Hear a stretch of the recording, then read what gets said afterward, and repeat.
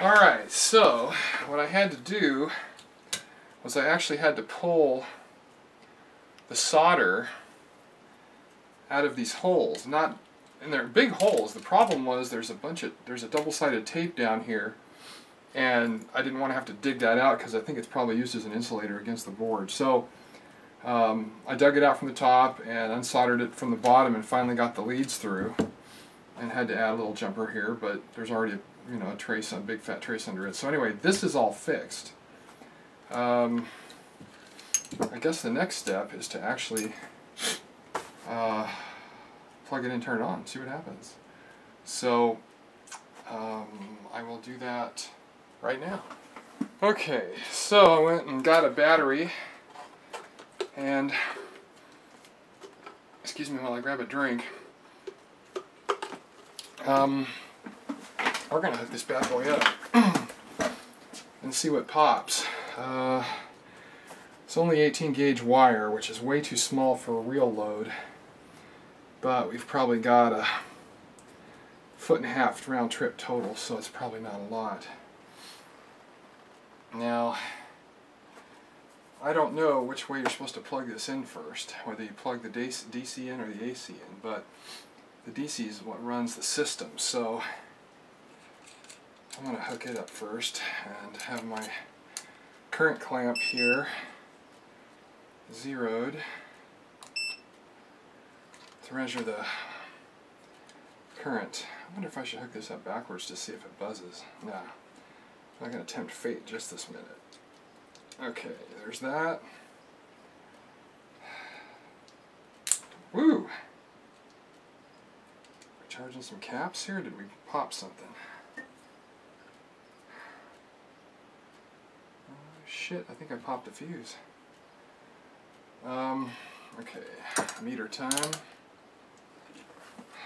Well, sorry for being a rookie.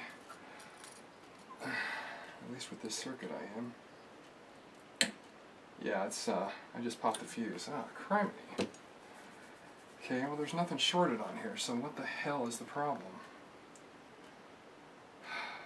Alright, so what I'll do is I'll look up the instructions on how to hook it up and see what's going on here. I shall return. Alright, so here's where I'm at. I'm actually stuck. This is the one I was working on that had the loose inductor.